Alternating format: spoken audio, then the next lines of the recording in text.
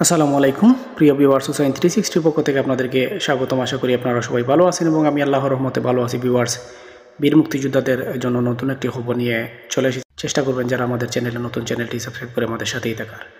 Viewers, মুক্তিযুদ্ধ বিষয়ক মন্ত্রণালয়ের চলতি 2024-25 অর্থ বছরের বাজেটে মুক্তিযোদ্ধাদের আত্মকর্মসংস্থানের জন্য ক্ষুদ্র ঋণ তহবিলের অনুকূলে বরাদ্দকৃত অর্থের বিভাজন অনুমোদন সহ তৃতীয় ও চতুর্থ কিস্তি বাবদ 1,50,00,000 টাকার আর্থিক মঞ্জুরি জ্ঞাপন করা হয়েছে। আপনারা নিশ্চয়ই অবগত আছেন যে উক্ত টাকাগুলো মুক্তিযুদ্ধ বিষয়ক মন্ত্রণালয় কর্তৃক ইস্যুকৃত সনদপত্র প্রাপ্ত অসচ্ছল বীর মুক্তিযোদ্ধা ও তাদের পোষ্যদের মধ্যে দ্রুত ক্ষুদ্র ঋণ বিতরণের ব্যবস্থা গ্রহণ করার জন্য উক্ত টাকা ছাড়করণ করা হয়েছে এবং নির্দেশ দেওয়া হয়েছে। তাছাড়া ঋণ বিতরণে বীর মুক্তিযোদ্ধা ও তাদের পোষ্যদের প্রশিক্ষণ এবং আত্মকর্মসংস্থান কর্মসূচির অধীনে ক্ষুদ্র ঋণ নীতিমালা এবং অন্যান্য সকল আর্থিক বিধিবিধান অনুসরণ করতে বলা হয়েছে।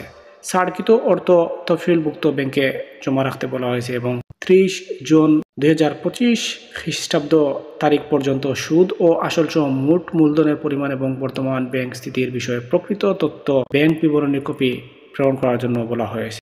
ছাড়কৃত 1,50,00,000 টাকা উত্তোলনের জন্য বাংলাদেশ পল্লী উন্নয়ন বোর্ডের মহাপরিচালককে আইনবায়ন কর্মকর্তা নিয়োগ করা হলো। তিনি chief accounts and finance officer, মুক্তিযুদ্ধ বিষয়ক মন্ত্রণালয়, সেগুনবাগিচা, ঢাকা হতে মঞ্জুরিকৃত অর্থ বিলের মাধ্যমে উত্তোলনপূর্বক তফসিলভুক্ত ব্যাংকে জমা করে নীতিমালা অনুসারে ঋণ বিতরণ ও আদায়ের ব্যবস্থা গ্রহণ করবেন। এই ছিল আপনাদের জন্য আজকের খবর। আশা করছি আপনারা যারা ক্ষুদ্র ঋণের জন্য আবেদন করেছেন, আশা করছি আপনারা উক্ত ঋণ পেয়ে যাবেন।